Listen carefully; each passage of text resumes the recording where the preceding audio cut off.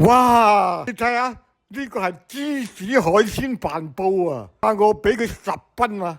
你一坐低咧，每人一杯嗰啲大麥茶。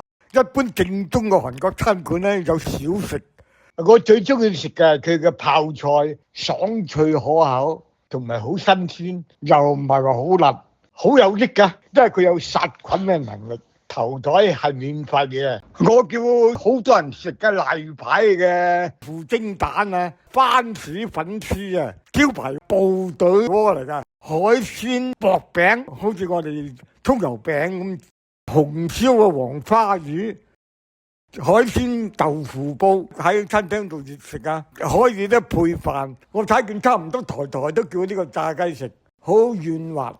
正宗嘅韓國餐館係韓國人開嘅，佢嘅招牌名叫豆腐。